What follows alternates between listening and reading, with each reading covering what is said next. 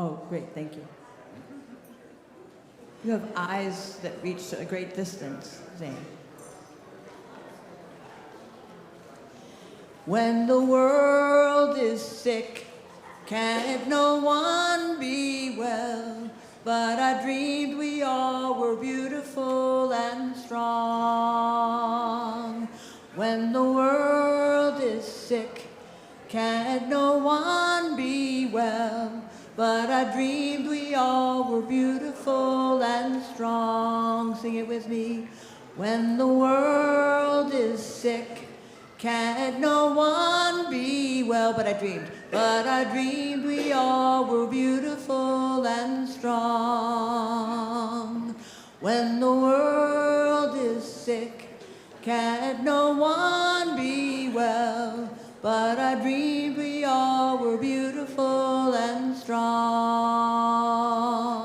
When the world is sick, can't no one be well? But I dreamed we all were beautiful and strong. Let me hear you. When the world is sick, can't no one be well? But I dreamed we all were beautiful and strong. When the world is sick, can't no one be well? But I dreamed we all were beautiful and strong. When the world is sick, can't no one be well? But I dreamed we all were beautiful and strong. Thank you. So when we sing that later, you all will have a leg up on everybody else, and they'll think, how come I can't learn a song as quickly as my neighbor did? So we're just giving folks a little more time to get some nourishment. Wasn't that worship service this morning just what we all needed? Yeah?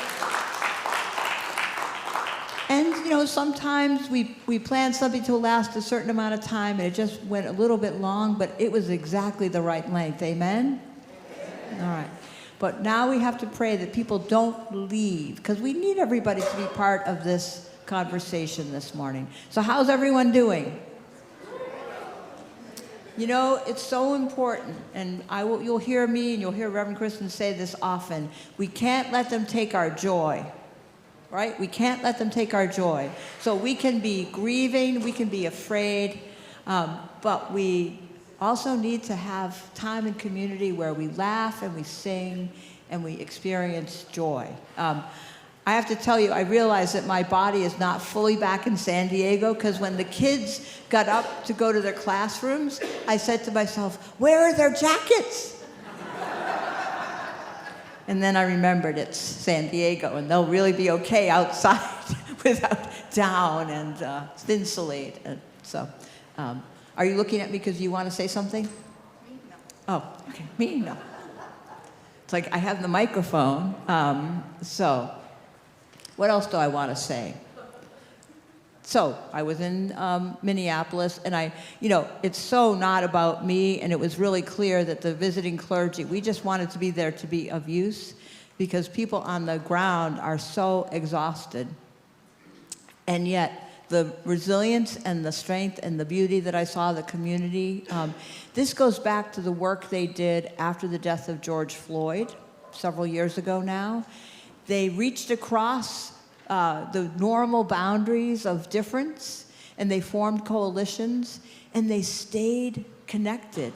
So when about 10 days ago, somebody had the idea that there was going to be this call for stoppage on January 23rd, this general strike, they said, we ought to see if we could get a whole bunch of clergy, like the call to Selma. We should make a call to Minneapolis.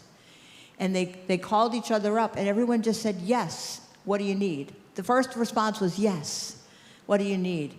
And they called up the biggest church in town and said, could we use your church for the entire week, every room that you have, to invite maybe 700 or more clergy to come? And they said yes. They let us just take over. And there were 1,000 of us in a sanctuary like this that held 1,000 people, and we sang together, and we held silence together. So let's see if I can remember one of the songs that we learned together. So I'll do this one line at a time, offer it to you, and then once we kind of have it, we'll sing it together. No one is getting left behind this time. No one is getting left behind this time. No one is getting left behind. No one is getting left behind. No one is getting left behind this time. No one is getting left behind this time. We get there together or we never get there at all. We get there together or we never get there at all. We get there together or we never get there at all. We get there together or we never get there at all. We get there together or we never get there at all. We get there together or we never get there at all. No one is getting left behind this time. No one is getting left behind this time. No one is getting left behind. No one is getting left behind this time. We get there together or we never get there at all. We get there together or we never get there at all. We get there together or we never get there at all. No one is getting left behind this time. No one is getting left behind. No one is getting left behind this time. We get there together or we never get there at all.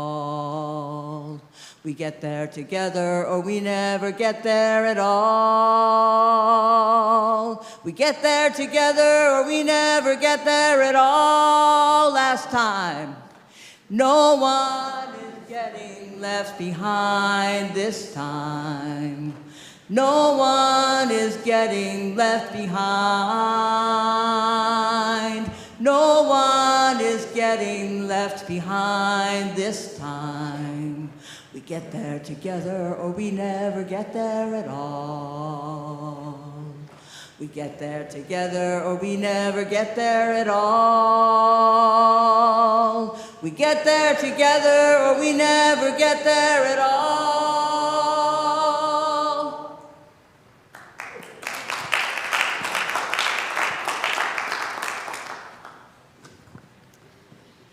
Welcome, everyone. This is a sacred conversation about how we will live in community on this campus. And so, as is our custom, we light our Unitarian Universalist chalice to call us in together into a time of sacred conversation. And our board president, Karen Lamphere, will now light our chalice, and then we will begin our meeting. Blessed be. Good morning, everybody. I will now call this meeting to order. I want to welcome everyone who is here in person and also those of you online.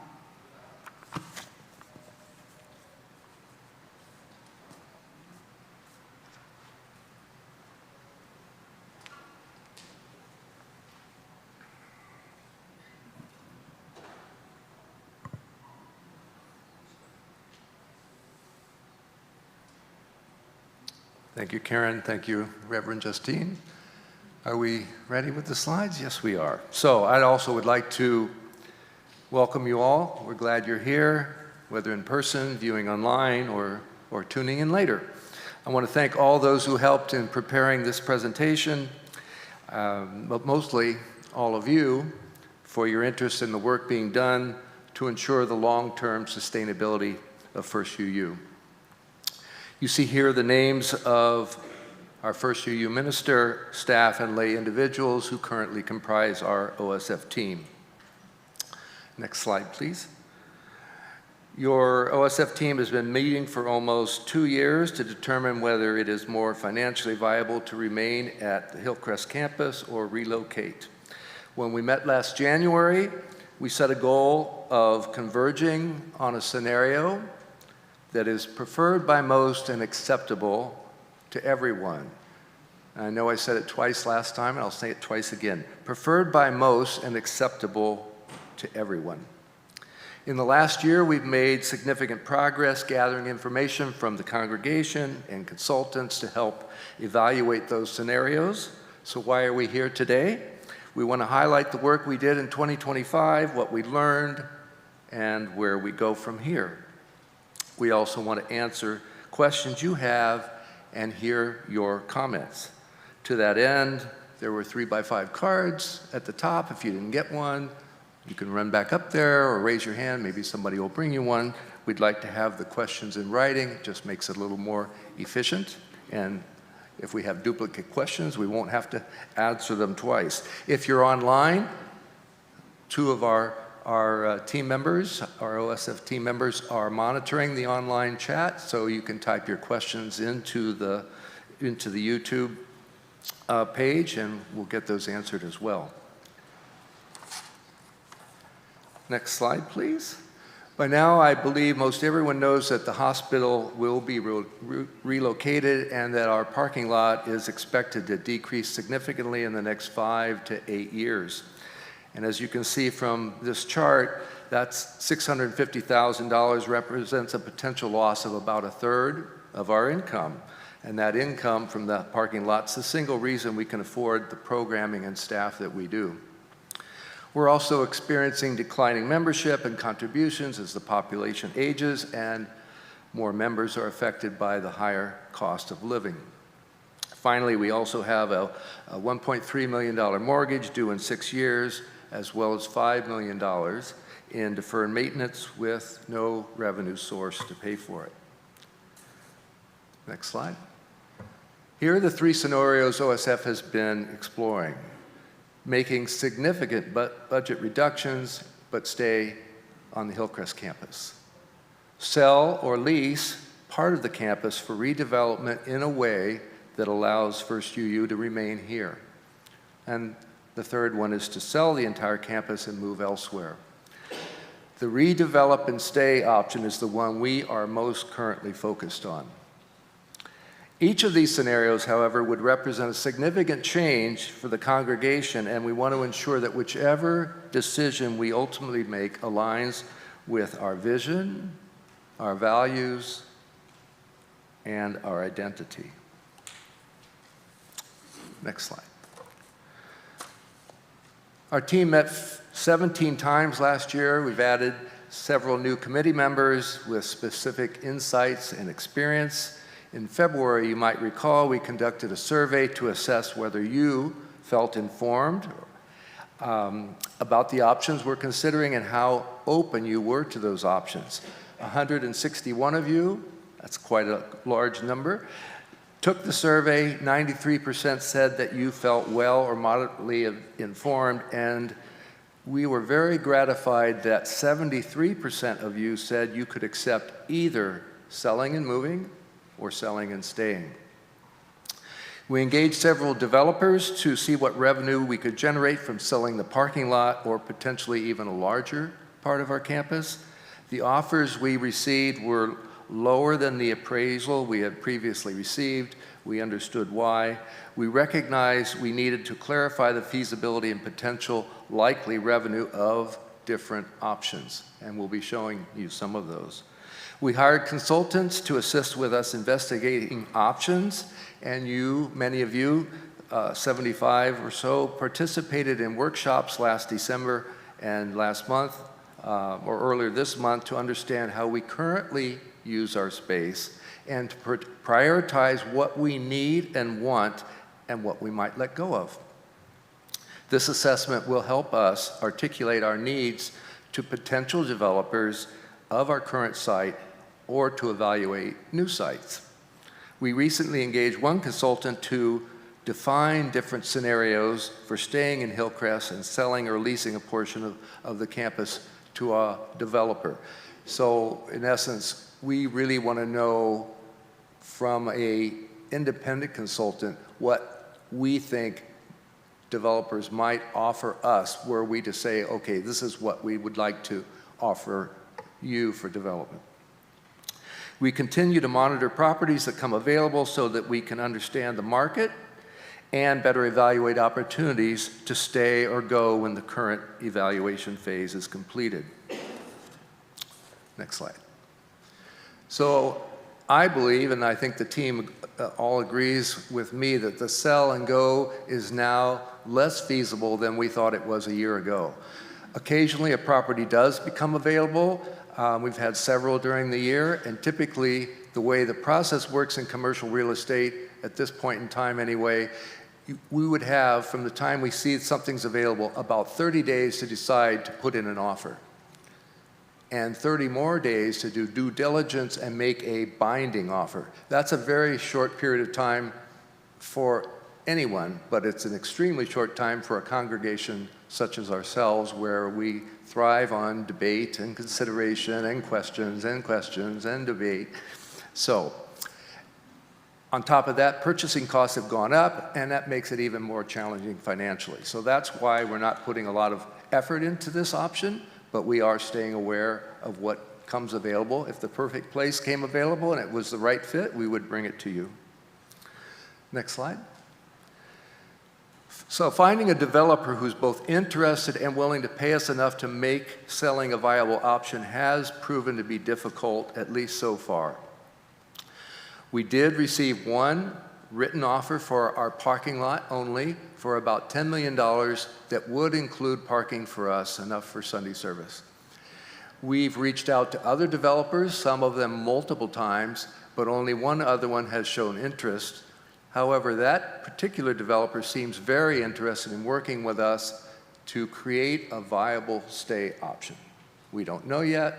We think we'll have ideas in the coming months, won't be years, with this particular developer, and if it goes forward, we will be telling you about it.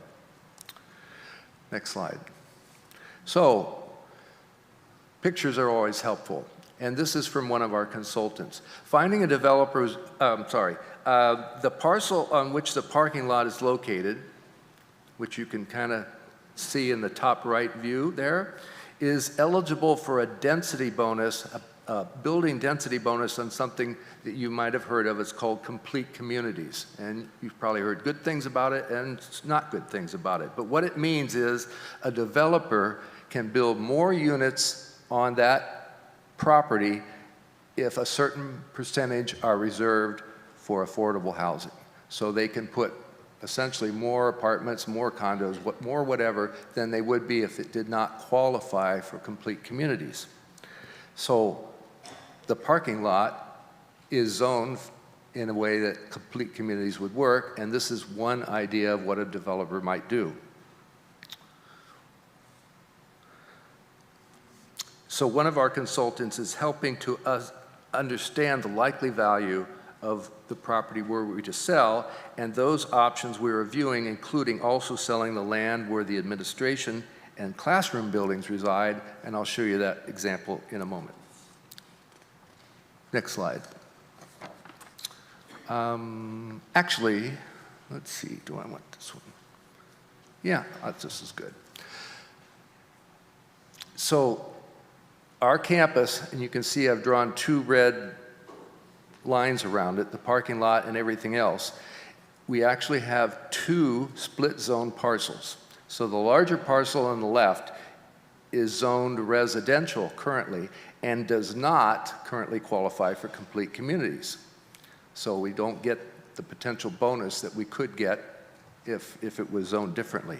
So we want to understand, if we did a lot line adjustment and moved that red line that's at the west end of our parking lot, if we moved it a little further west, number one, could we do that? And number two, when we move it, would that part that is now part of the larger parcel but becomes part of the smaller parking lot parcel, would it then also qualify for complete communities? And we are having informal discussions or coming with the city so we can gauge if that's possible. And that's why we've been exploring with you the possibility of consolidating the space we have so we can use it all more efficiently. Okay.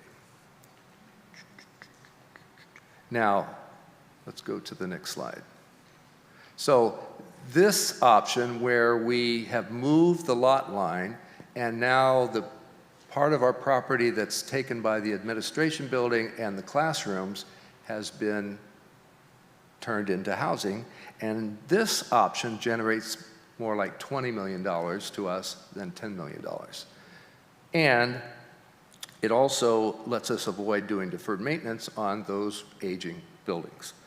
So these are just some ideas of what we are looking at, and you know, it's very preliminary, just sketches at this point, but we wanted you to see the options we're exploring. Ready? Okay. I'm not going to ask Jessica Ripper, one of our consultants from C3 Collaborative, to come up and give some more of the presentation. Oh, and so that you know, we are scheduled to be here till about 1 o'clock. Our presentation should finish in about 10 to 12 minutes, and then we are going to do the written questions. And then, if you're still here and want to have discussion, you know, you could ask questions or just say whatever you're thinking, or whichever. We will gladly entertain that. So I want you to know that we'll have plenty of time for both of those. Thanks. Thank you, Dave. Once again, Jessica Ripper, thank you all for having me here today and for inviting me to be part of this conversation. My work with you all is about, I work with congregations. I actually work for the Episcopal Diocese on mission real estate. And part of my job is really working with congregations to figure out how to use property to fulfill your mission. And so my work with OSF has really been with you on the campus visioning workshops that many of you participated in. And so I'm here today to talk to you a little bit about what we learned from those campus visioning workshops. So thank you, first of all, to all of you who participated, whether you participated in person or online. And for those of you who were not able to participate, we hope that the information we share with you today will help you think about some of the questions and considerations that have already gone on. So first of all, UU is spread out, UU is spread out over multiple buildings, 5 buildings, many of which don't get used frequently. So that's one of the things that we heard. And the visioning workshops that we did were, as Dave said, to ask you about the activities, spaces, and objects that are core to the congregation's mission, values, and identity, and what you could let go of if you redeveloped the Hillcrest campus or moved. Next slide. So on this next slide, what you'll see is, and you'll see on the right, it's labeled sample use chart. So the graphic shows how space is currently used on campus. The green would mean that it's space that you use on a regular basis as part of your congregation. Orange is that a tenant uses the space or an outside group uses the space. And the very light orange or salmon-y color is space that doesn't get used frequently. So like that's, it's infrequent use. Maybe somebody picks up a meeting. So you currently have a total of about 28,600 square feet of facilities on campus. And what we heard loud and clear is that you could make more efficient use of the space that you have.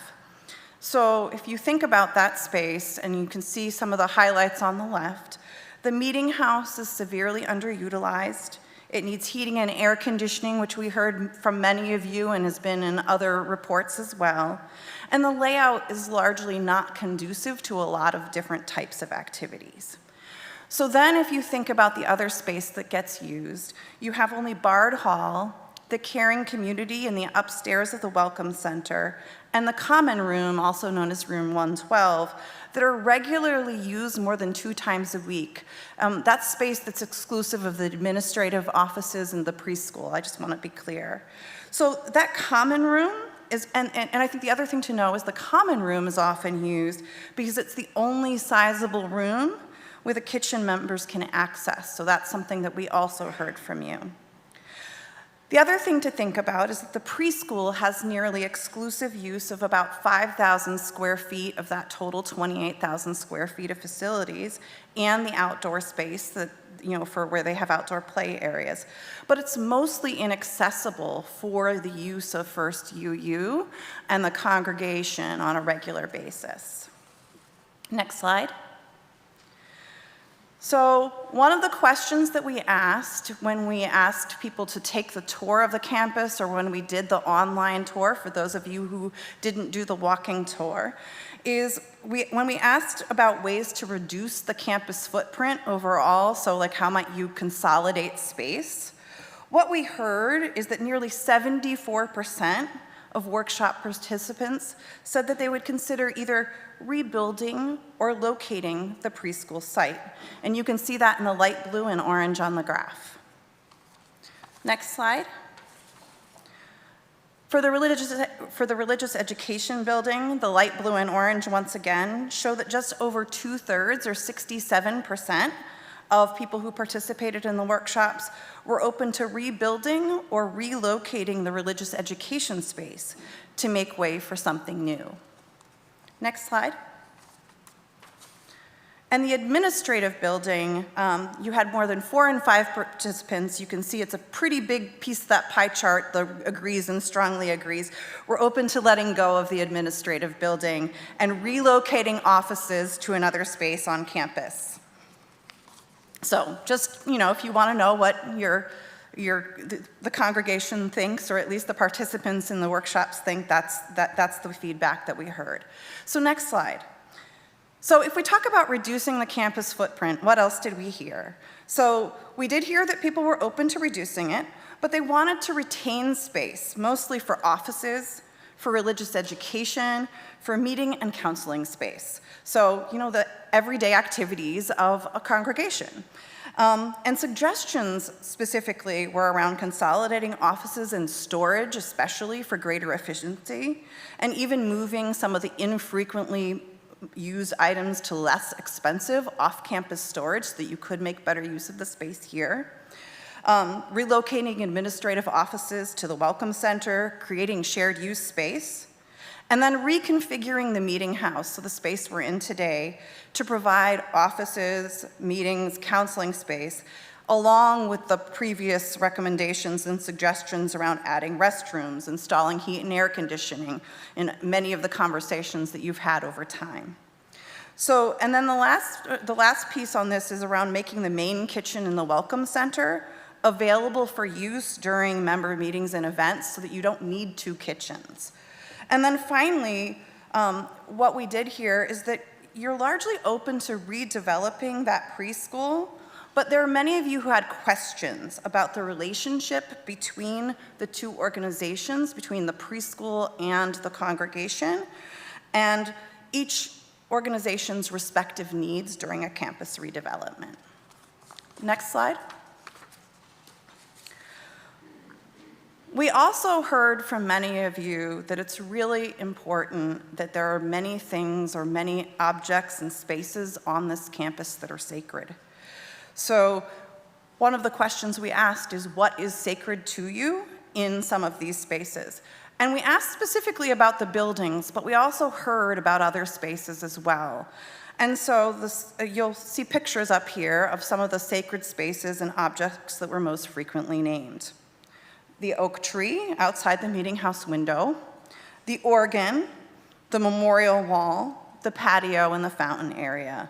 There are many other sacred objects and spaces that members named, but some of those could be moved or relocated or redone in a way that would be feasible, that you could move forward with redeveloping a space and still maintain that important component of your identity.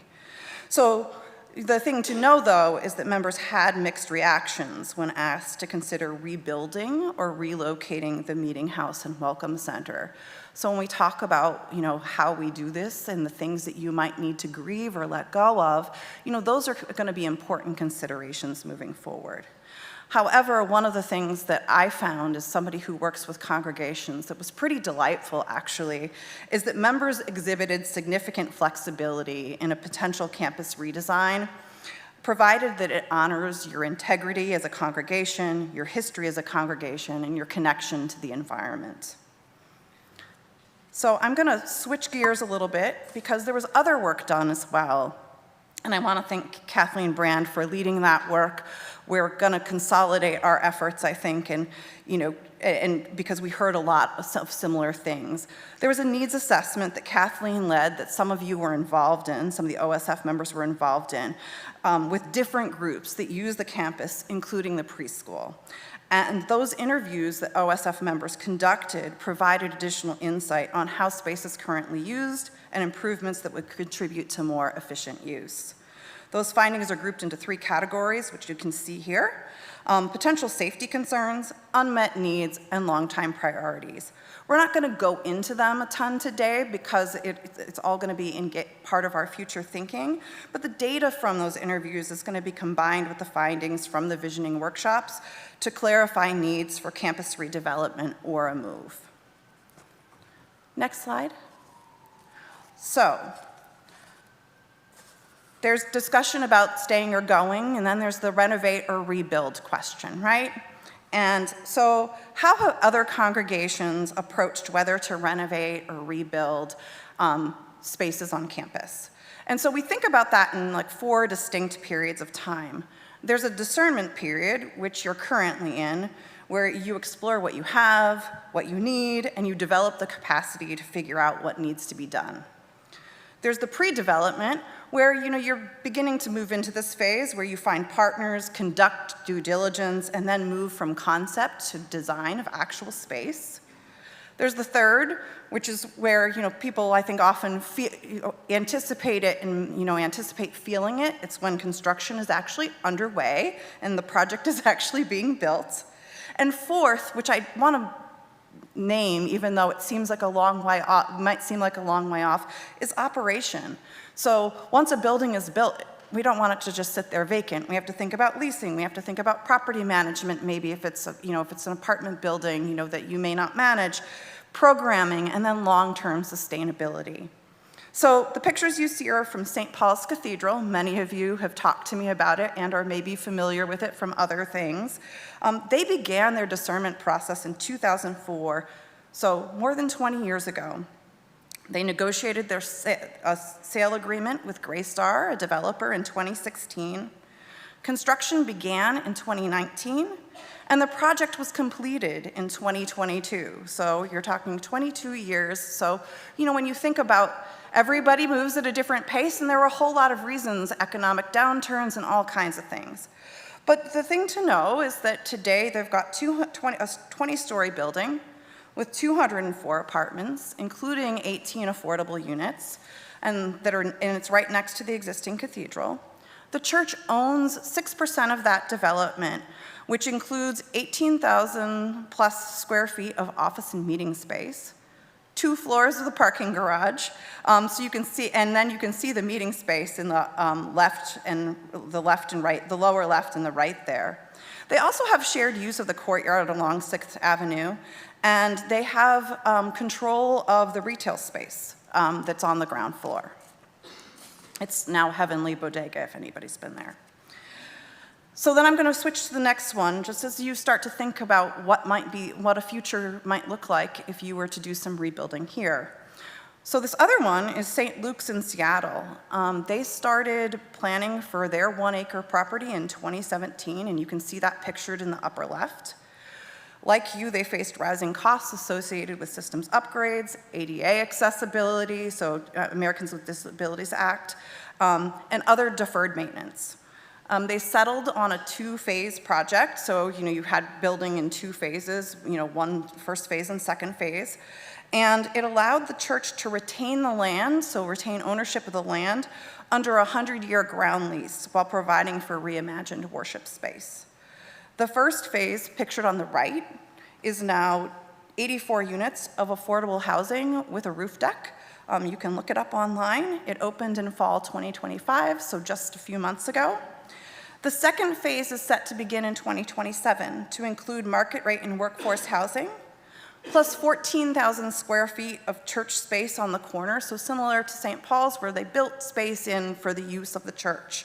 And so that space you'll see on the bottom left in the picture there. I'm pointing to the screen here, but it's up there for you all. But ultimately, this is a way of looking at some of the different projects to get ideas about what might be, and hopefully, give you some peace of mind of what a future might look like, depending on which direction you choose to go. So this is a great way to understand the range of options that are available to you and what a reimagined campus might look like. And so that's really the gist of the report and the beginning to think about what might come next as a result of that report. And I'm going to turn it back over to Dave to close us out. I want to thank Jessica for all the good and hard work she's done with us, especially on these workshops and putting that together. And as you see in the what's next, we will be putting on the website. We will publish the needs assessment and workshop summary. We will put those on the website, probably on the members only page. And what else will we be doing? We're going to complete our work with our other consultant to understand our stay and rebuild options, two of which we showed pictures of. And we will continue to engage with interested developers, and that will be happening pretty darn soon based upon this one developer that's showing so much interest. And then we also want to see, is there anything that we can do with our significant open space? About 2/3 of our property we own is designated as open space, and there are a lot of restrictions on what can be done with that. There may be no viable option, but we're going to take a look anyway. And so we all want to know, when's a decision going to be made? Well, I keep saying when we have a financially viable option that's ready for you to review, that's when we would hopefully move toward a decision. And as you saw from Jessica's examples, this process takes a while. The good news is we don't have to decide tomorrow. The parking lot revenue isn't going away tomorrow, but we have things upcoming. We're not dawdling, we're not like coasting. We're working hard to get to something that's going to work for all of us. Next slide. So we will start with written questions, assuming there are some, and if you have them, just hold your hand up and we will come and collect them. Additional questions if there's time, and then we'll allow another 30 minutes or 20 to 30 minutes for discussion. And questions from the chat. And questions from the online chat.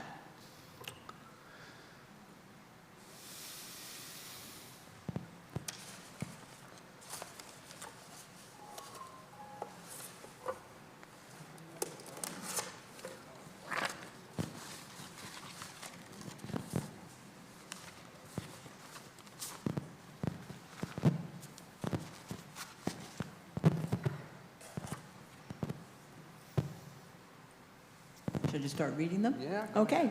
One question is, if we build apartments over our parking lot, can we also have small shops and food on the first floor accessible from the sidewalk?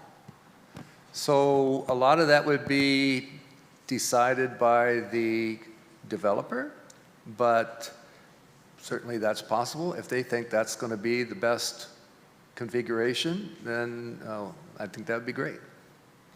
But we can have influence, but probably not. Oh, yeah. It depends. If we sell something completely, then whatever they want to do is what they're going to do. And that's why it's very important that whoever we do sell to, make sure that they're aligned with our values and they don't do something that this congregation would have never wanted to have happen. So no Tesla dealership? A question about the parking lot. The McGrath parking lot, the hospital's new parking lot, has opened. What has been the financial impact on our parking revenue currently, to date? So it has had some effect, but not a large effect. And it's hard to predict. It's hard to predict how that will go between now and when they start construction of the other hospital and they start deconstructing this one. I spoke to Jeff Graham, who's the head at UCSD of their real estate group. We speak regularly so that we're aware of what they're doing and we keep them informed of what we are doing, and we've also promised them that we will keep them informed because they might come in and want to match or exceed any offer that we get from someone else. This parking lot here has maintenance issues and is going to be taken down, but we don't know exactly when. At one point, I heard it was going to come down in a few years, but now they're saying they might want to use it for their construction workers, so to be determined. But the revenue from that parking lot comes from people who want to park above ground or outside, not have to deal with a parking structure or underground, and there's always people who would prefer that, and might even be willing to walk a little further than where that hospital is, but it's very hard to predict. Are there chat questions? Okay. Yeah. The hospital parking is great. The hospital parking will be even further away than the existing parking lot. It will be right across the street from the new parking lot, about a block north. So the new hospital, and I showed this picture last year, the new hospital that they're going to build is on the other end of their campus. And so people who are going there are most likely going to want to park close to that hospital, and that's why we fear they won't want to park here. But they're also supposed to build high-rises right here, and maybe people want to come visit their friends in the high-rises, or people need 2 cars and they can't put both of them in the parking that's there. There's just so many unknowns. There are some technical questions about how a deal might be structured, and so I'll just say at the outset, that would come later in terms of the specifics of how we would structure a deal with a developer, but here are some of the things that you all are thinking about. You mentioned one developer has interest. Is this an affordable housing developer or a commercial developer?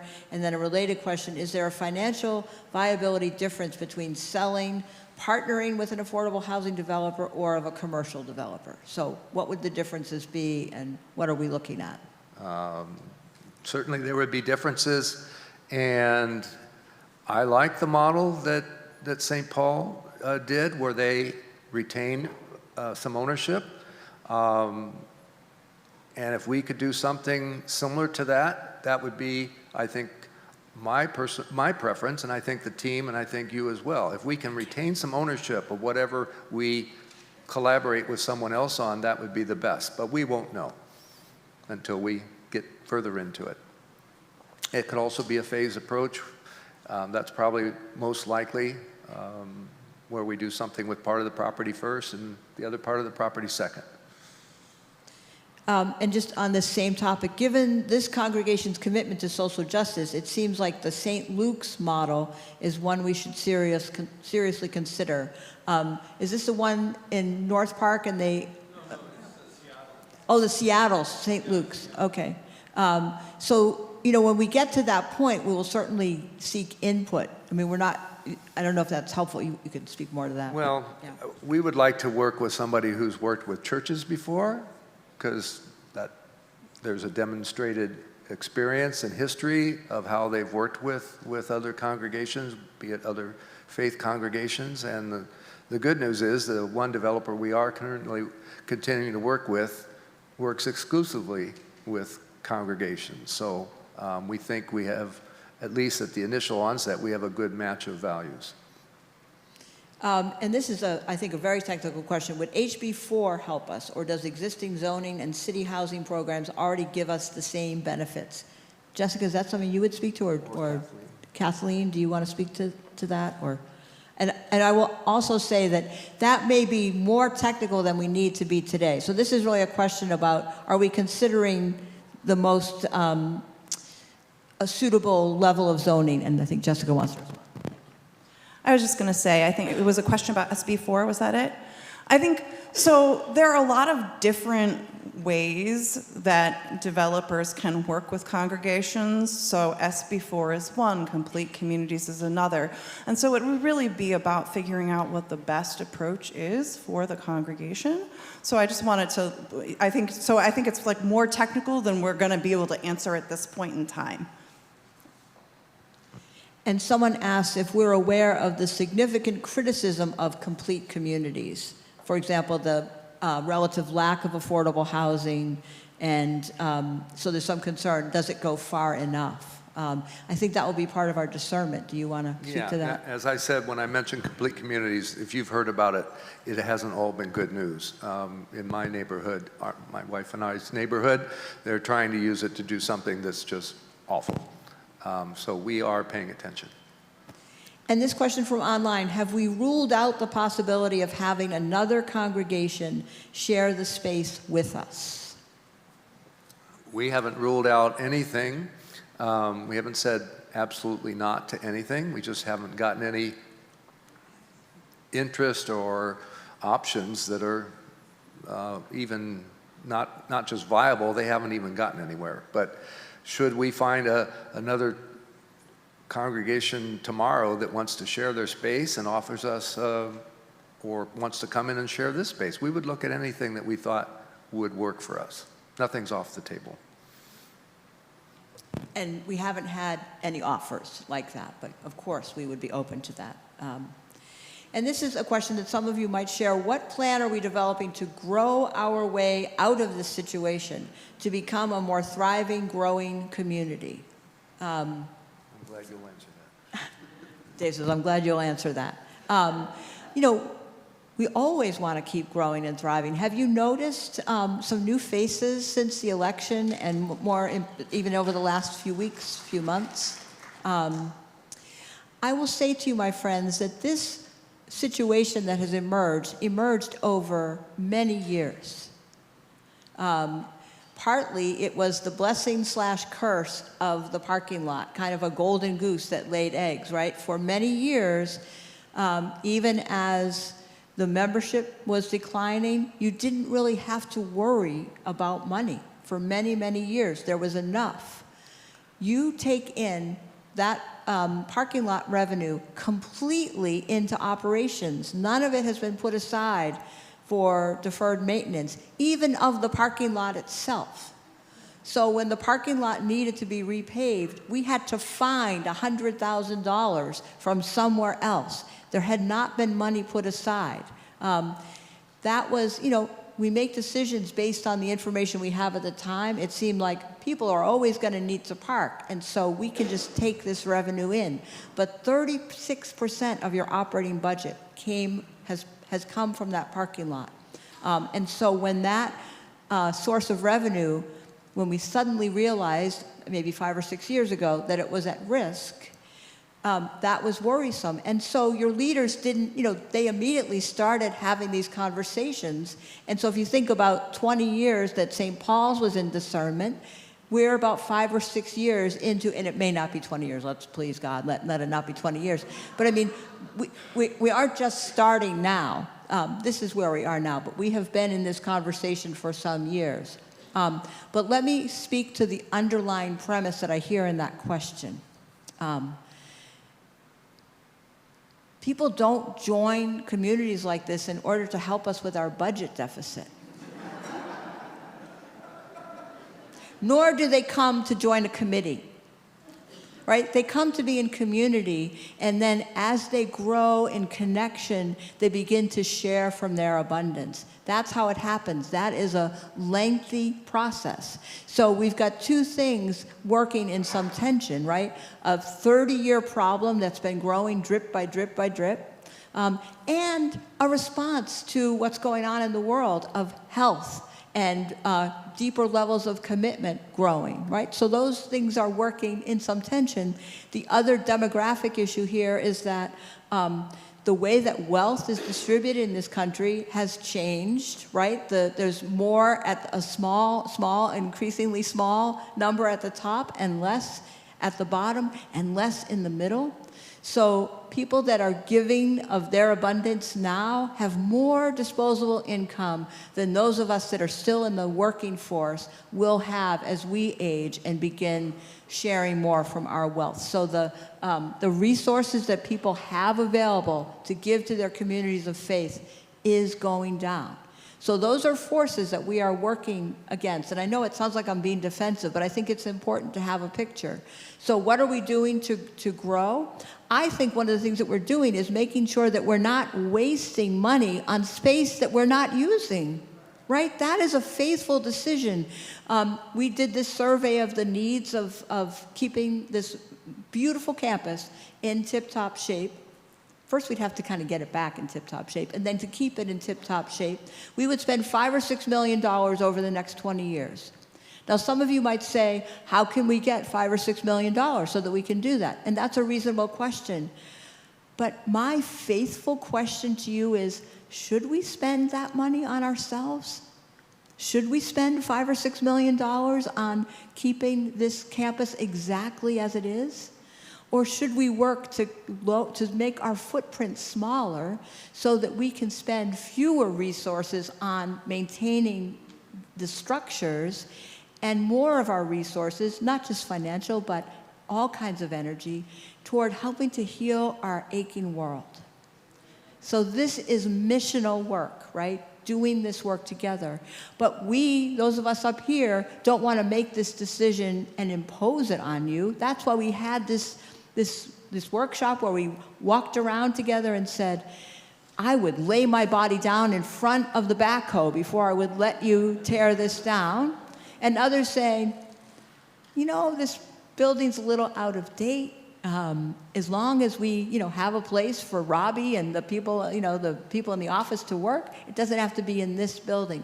We needed to hear that from you. The good news is we first asked the staff, and pretty much what we heard from all of you echoed what they said. So I think there is an emerging consensus about what are the most sacred spaces. Somebody asked me, what's the takeaway from the needs assessment and the workshop? So I'm kind of getting at that in my soliloquy here. I apologize. But there's an emerging consensus of what are the spaces and objects that we absolutely treasure and see as part of us, and what are the spaces that they're just more utilitarian or functional as long as we do it somewhere. The harder questions will be this meeting house. I know many sacred moments have been spent in this meeting house, and it may not be the most efficient use of these square feet that we are on. So that's going to be a conversation that we will have when it comes to that. So we are in discernment. A question about the pledge drive, which, do you want to come up and give the numbers because it's relevant to this? And somebody asked, when does the capital campaign start to retire the mortgage? I want to get through February 8th, to be honest. That's a big conversation that we're going to have. And what do we want on February 8th? Everybody. Craig Darling, I'm going to put you on the spot. Craig and I are involved in what we call the quiet phase of a capital campaign. We're kind of talking with some folks to kind of get things lined up. But I would say in late winter, early spring, we will be coming to you to ask us to help retire that mortgage. Would that be a good thing to do? Okay, so my answer is soon. We haven't forgotten about it. It will be soon. Okay, do you want to come up quickly and talk about the pledge? All right, so the pledge drive. Our modest goal was $738,000. You all helped us raise $821,000. More questions? Another way that we are planning to grow is by investing in our religious education program for children and youth. We are supporting that, even though there's a relatively small number right now, but that has to be here for younger families to come. If you asked a question in writing that we didn't get to, I think we've covered it, or it will be taken to the committee and we will bring it forward. It's just a little too specific for today. We do want to let other folks speak. So Dave, why don't you kind of introduce that, frame it for us, and then I will walk around with the microphone to people. Right. We will bring the microphone to you, and you can ask a question or make a comment.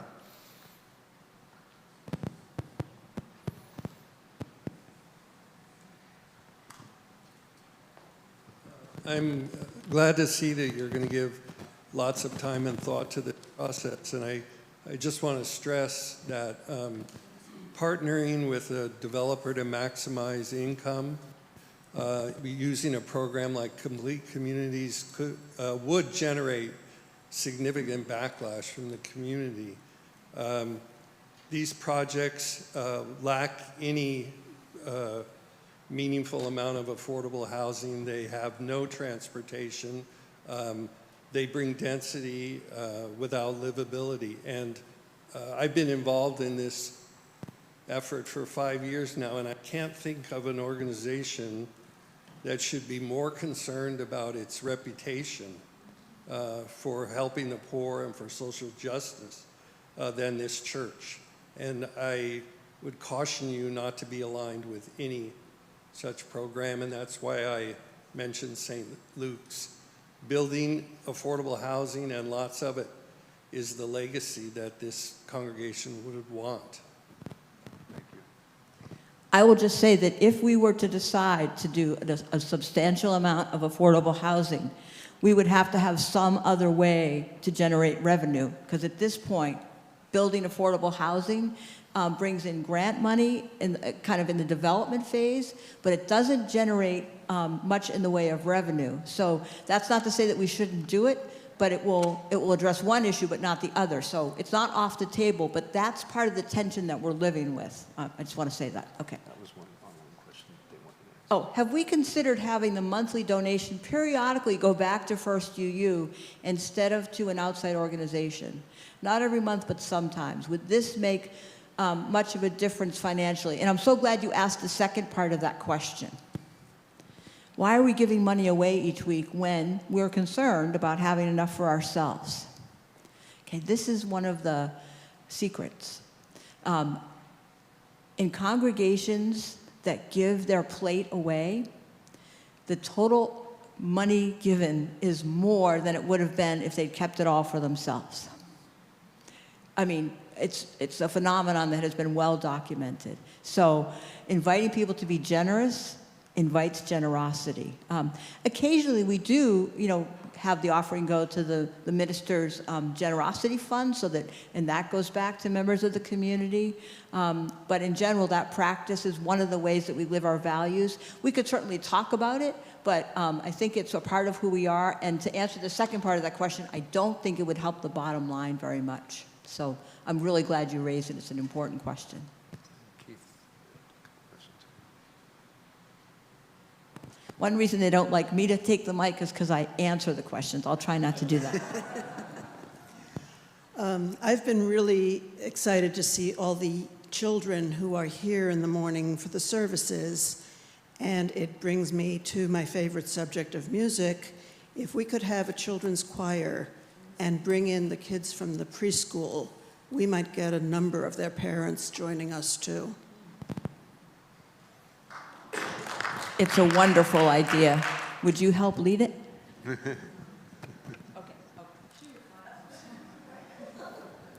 You answered the question I wrote on the back of my card about growing our way out of this, but you didn't read the whole part that I wrote on the front of the card.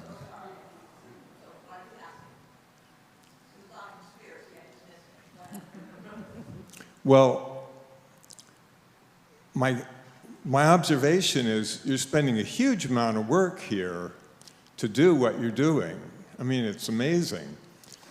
And it's predicated on the assumption that we are basically a dying congregation. We're aging, and our revenues are decreasing. And given that, what are we going to do?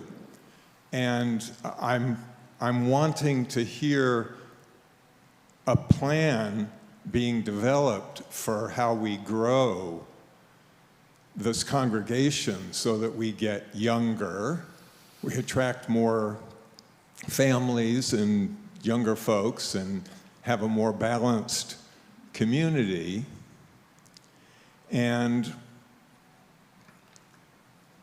how we in that process grow, get more members, get more revenue, And instead of being an aging congregation losing revenue, how do we turn that around? And I'm not hearing that there's much effort going into what seems to be the best possible option here. So I and others have asked that question, and because we can have a great location and great buildings, but if there's nobody here to come to them and keep them afloat, then it's a problem. That's not the charter of OSF. However, I know work is being done in that area. I know Reverend Kristen and Reverend Justine might want to talk about it, is leading a group that is looking at what other congregations have been doing to grow. I don't know more than that other than the work is being done, and maybe you'd like to I think I addressed it in my earlier response. I mean, we are working on all of this at once. This today and this group is really focused on what are we going to do with our campus, because even if we continue to grow and grow at a very high rate, we're not going to make up the mistakes we made over the last 30 years. And we'll be spending all of our time and energy trying to fill a hole. I don't think that's a good use of your spiritual, physical, or financial capital. I think we need to reduce our costs. You could cut staff and programming, but I think that would absolutely not address the concern that you've raised, right? So if instead we look at this valuable resource of land and say, can we share it so that we lower our costs and also invigorate the community? I don't think these things are as much at cross purposes as it might seem. What if a new neighborhood were to grow up here and we were part of it? I'd just like to respond to this a little bit. I spent my career working with hundreds of congregations. This question is always asked, always.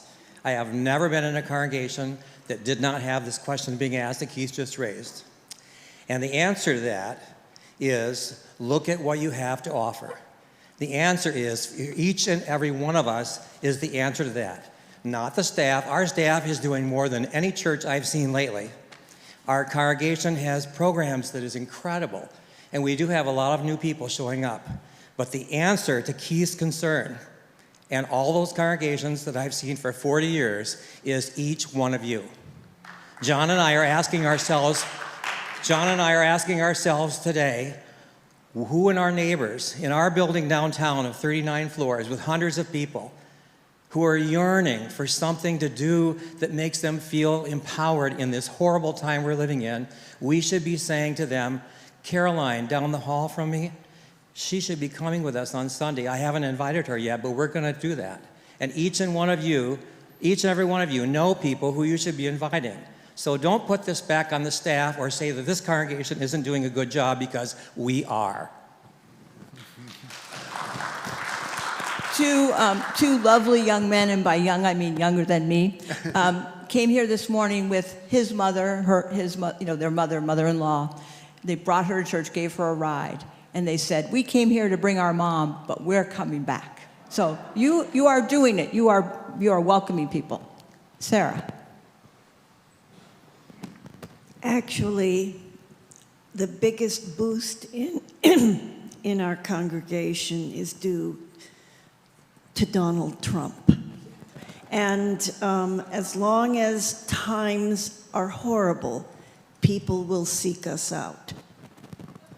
Right, and then our job is to make sure that we welcome them. So it's two parts, right? The impetus is there, and people come in, and we need to welcome them, and you're doing that beautifully. We need to invite them first. And invite them first. And don't be afraid. Nobody's going to think that you're one of those, This may seem unrelated, but I'd like to give a plug for the campus tour. I did not realize how much vacant space there is on this campus until I started giving those tours. Yes, and that was Dave's idea. Thank you, Dave. Such a beautiful idea. Anyone can innovate. Anyone can lead. And as Craig says, we need all of our gifts. Hi, just a minor comment.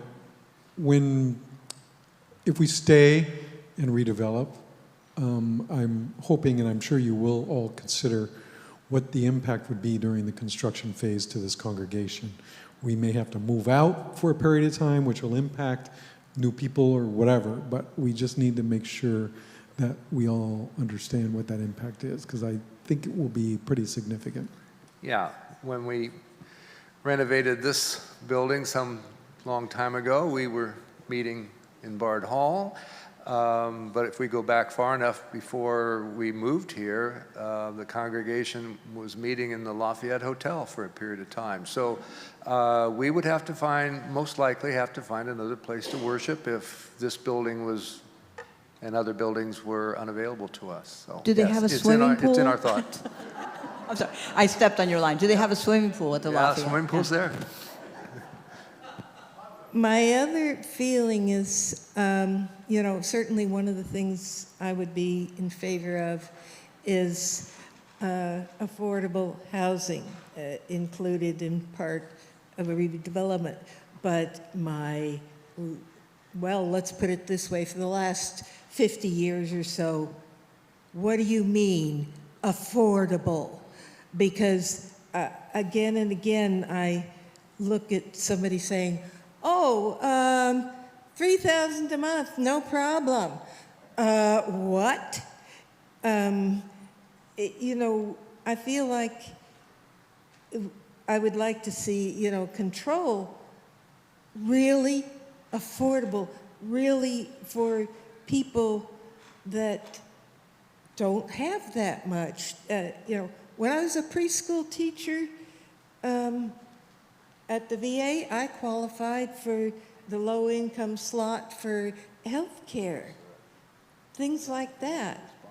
I think we need to be sure, when we get to that point, what they really mean by affordable and welcome all those people that need the affordable. Justine, did you want me to just step in on the affordable piece? That would be wonderful, Jessica. Thank you. Yes. So basically, when we're talking about affordable housing, what we're talking about is deed-restricted affordable housing. So it's restricted by deed to remain at a level that's affordable. So that's one thing. And that definition of affordable is that it's 30% of whatever the income bracket is. So for example, I'm involved in a project for the Episcopal Church at St. Luke's here on 30th Street. And there are 3 different income brackets that they're targeting. One is like 30% area median income. An area median income for a family of 4 is somewhere between $120,000 and $140,000. Math is not always at the top of my head, so just understand that as a percent, like as a general rule. So $120,000 to $140,000. So say $120,000 to $140,000, and 30% of that. So basically, hold on. I'm gonna back up a minute. I said that badly. So if the area median income is $120,000 to $140,000, and they're targeting families at 30% of that area median income, or 50% of that area median income, or 70% of that area median income, they want people to pay no more than 30% of their income. And so that's where you get the subsidy that goes into affordable housing. So I don't want to get too far down the line there, but the takeaway that would be helpful to have is that when we're talking about affordable housing, in this case we would be talking about housing that is deed restricted to be affordable at a certain income bracket or certain income brackets. Okay? Dave, I'm wondering if you could ballpark for us over here. You mentioned moving that lot line to increase, to add more to the space that's currently the parking lot. Is that something we need cooperation from the county from? Do we need the city? And just what's the environment on a scale of 1 to 10 where it's almost certain we could do it if we asked, and one is it's going to be an uphill battle, and we shouldn't count on being successful at moving that line. Right, What's so this it depends on who you ask, and I think Kathleen might want to address it because she works for the city in that area.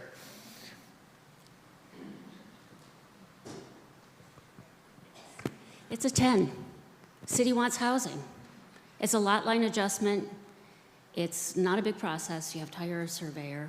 There will be some probably environmental reports need to be done, but it is not overwhelming. So very So if doable, you we're could- hearing from. Yeah, if you didn't Okay. hear that. And before I come back to you, I just want to see, is there anyone who hasn't yet spoken or had a question raised so that we, are as egalitarian as we can be? And then I will come back to you because I know you have concerns about complete communities. Other questions? So just to reiterate what Kathleen said, just moving the lot line is not, it's the city, and we think it's not real hard. Whether complete communities goes with it, whether we want it to go with it, that's a different question. And, to make the whole property qualify for complete communities, depends who you ask there, but I'm told that could be very hard. And then to do something with our open space is terribly hard. Are there other UU congregations in the area that are having similar troubles? And if so, is there any possibility of working together with them? In what way do we working together? Consolidating or having them give us some of their money, but probably. Can we do more with less, or can we team up? Okay. I would say that lots is possible, but, we're pretty independent. So I think something like merger is probably not likely, I'll just be honest. I'd love to hear from Dave.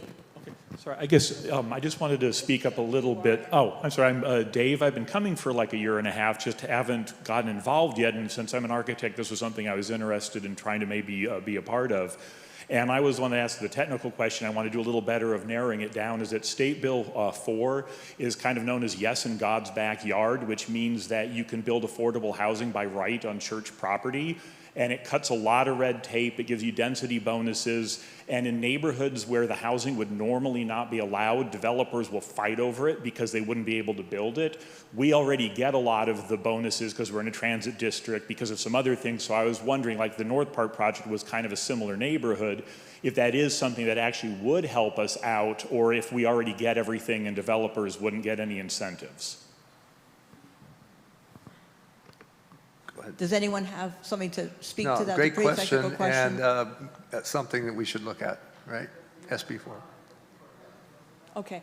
I will come back to you, I promise. I just want to acknowledge that housing policy, housing advocacy has become hot here in our community, across the state of California, across the country, et cetera. And I know for myself, as someone who generally consumes news, and I know there's the YIMBY terminology and the NIMBY terminology, I feel like just getting some education around what are the housing policy wins and kind of how those apply, how they don't apply, so that we're actually speaking to what we know is explicitly associated with our campus, our zoning, our local regulations. Because even in my own community where there's a city plan update, right, I know that whatever I'm encountering there is not going to fully transfer here. And I think that really knowing what the local rules are for this space, and then how they might translate into what we hear in the kind of ringing cacophony around housing would be helpful. I so appreciate that. So I'm hearing that as a request for some kind of maybe a forum here on housing issues and what our relationship might be to that. I think that would be a wonderful thing, so that we share the knowledge that we have. I also want to encourage us not to get too weighed down in, I understand that complete communities as an entire program, I'm not sure that we're really interested in looking at or considering all of that. What we want to make sure is that we get the best use of our property. So if we can get permission to have a more densely built project that will meet with our values and will take good care of the land and will be a good, decent place for someone to live, we would be in favor of that. But we're certainly not looking out. Is anyone worried that we're looking out to exploit people or to somehow misuse our land or to be, profiteering? I mean, is that a concern? Because I just don't think that is what we're talking about here. And we're going to be very careful about whom we choose to be our partners. Do you believe that the people that you've entrusted with this will choose our partners wisely and that there will be opportunities for input? Okay. So with that said, I'd like to add that if you want to start learning about housing and what this community needs, there is a Hillcrest Community Focus Plan that specifically includes us. We are usually grayed out because we're a church, so we don't fall into the categories of redevelopment necessarily, but you can take a look at that. We are within, like you said, a transit priority area, so we can have higher density, and they want more density in this part of the city. That's a great place to start. And that's the part of the issue that we're interested in. I just want to give a small example. At our South Bay campus, right, they were looking to move. They found this wonderful new home with the Episcopal Church in town. And the big reason was because we needed a space large enough for our food pantry. There was concern that the neighbors would not want a food pantry in their neighborhood. And leaders of the pantry and Reverend Kristen walked around and knocked on doors and met with people and introduced themselves. And now the neighbors are volunteering. Some of them are coming and receiving food. We know how to build community, and that's how we will approach any redevelopment that we do in this property. Is that our commitment, that we want to be good neighbors? Okay. Do you want to say more? I just wanted to to clarify the complexities of the affordable housing. I think that the St. Luke's, North Park project, is absolutely a model to look at. And I would just clarify that under some of these density projects, too many that we see, the city fulfills affordable housing law by allowing developers to make most of those minimal 10% of the units what's called moderate, which is 110% of median income, meaning that the people who are living there are making more than $110,000 a year. They're not 30%, they're not 50%, they're not 70%. They're 110%, which is why these programs are so roundly criticized, and finally, why this church, more than anything, has to be so careful about what you get involved with. And I'm happy to hear what I'm hearing today about the importance of the church relating its mission and values to whatever it is finally decided upon. Join us. Yeah. Okay. Of course. Good. Who else? We have like 3 minutes or so. I see Laura. We haven't heard from you yet, so I'm coming to you. Thank you all for this faithful, thoughtful conversation today. And I know there are people watching at home too, so thank you. Hi, I just want to talk about the infeasibility of using our open space, and I really believe that we should just take it off the board for discussion at this point, because it's really hard to do mitigation, and we as a church signed a deed restriction to save that land, and it's part of the city's multiple species conservation program. And I think it would be against our values to try to redevelop it, frankly. And we have lots of options with our parking lot and our other stuff, but I just think that we should take the open space out of the question, personally.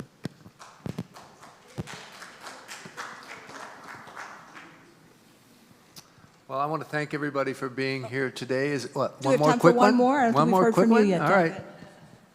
Just a thought that came to me. If you're getting all of this extra density here, is there any way that we can develop park space in the open space so that it's available for those people who are crammed into small spaces? Yeah, that's a great thought.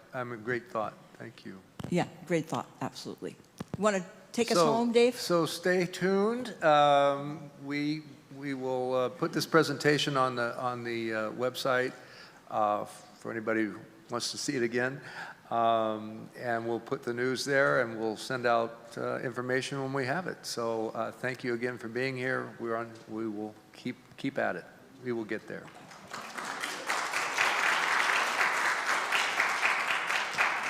Yes, thank you all for coming here. I now adjourn the meeting, and I look forward to seeing you all here in 2 weeks at 11:30. Because what do we want? Everybody. No one is getting left behind this time. No one is getting left behind. No one is getting left behind this time. We get there together or we never get there at all. We get there together or we never get there at all. We get there together or we never get there at all. Blessings. Thank you.